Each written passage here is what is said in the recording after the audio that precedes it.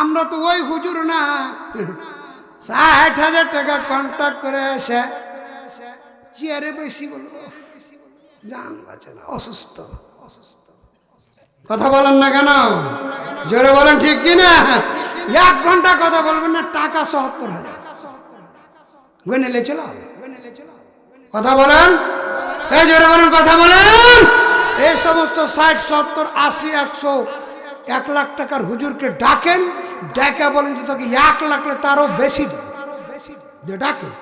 ডাকার পরে ওয়াজ করে যেটি অ্যাডভান্স দিয়েছিলেন ওইটিও ঘুরিয়ে এলে না খাইয়ে বিদায় করেন। কথা বলেন না কেন? ওকে না খাইয়ে বিদায় করেন, সাইজ করেন, কন্ট্রাক্ট কমে যাবে। কন্ট্রাক্ট কি হবে? কমে যাবে। এ বাংলাদেশের জমিন নয়, সারা পৃথিবীতে এমনও মুফাসসির এখনো তৈরি হয়নি যে মুফাসসির ইন্টারন্যাশনাল বিশ্ববরণ্য আলেমে দ্বীন আল্লামা দেলোয়ার হোসেন সাঈদী রাহিমাহুল্লাহ। জোরে বলেন ঠিক কিনা? আরো জোরে বলেন ঠিক কিনা? তিনার ইতিহাসে দেখেছেন কোনোদিন যে 1 লাখ টাকা কন্ট্রাক্ট করে এসেছিল? জোরে বলেন এসেছিল? কোনোদিন আসেনি।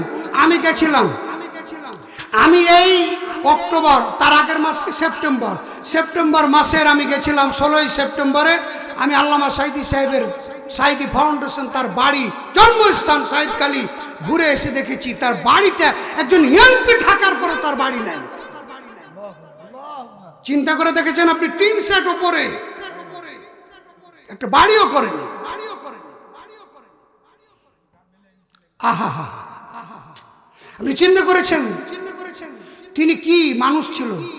তিনি যখন নির্বাচন যেদিন পাস করে, যেদিন এমপি হন, তিনি সবাই ভোটে খালি উল্লাসিত করছে, আর উনি বাড়িতে এসে, আমি একবার সত্য কথা বলছি আপনাদের, আমি তথ্য একবার নিজের জায়গা থেকে শুনে এসছি স্থানীয় লোকের কাছে, বলছে যে উনি এমপি হয়ে গেছে, কিন্তু না, ভোট দিয়ে এসে তার মায়ের পা ধরে ঘরের ভিতরে শুধু কাজার ডাক দিয়ে বলে, মা তুমি আমার জন্য একটু দোয়া করো যেন আল্লাহ আমাকে বেজ্জতি না করে। আল্লাহ আকবার বলবেন না?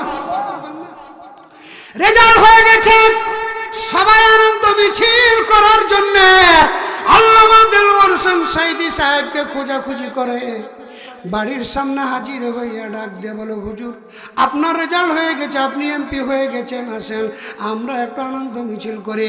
আল্লামা দেলোয়ার হোসেন সাঈদী সাহেব বাইরে এসে ডাক দিয়ে বলছে, কিসের আনন্দ মিছিল? সবাই চলে যায় 2 রাকাত শুকরানা নামাজ আদায় করে আমার আল্লাহ রাব্বুল আলামিনের কাছে শুকরিয়া আদায় করো।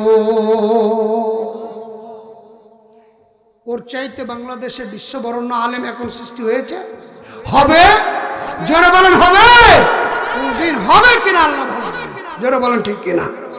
সেই ব্যক্তিটি কোনোদিন কন্ট্যাক্ট করলো না মানুষের সাথে, এইরকম করলো না। সাঈদী সাহেবের সাথে মোসাফা করার জন্য কেউ ফেরত আসলো না।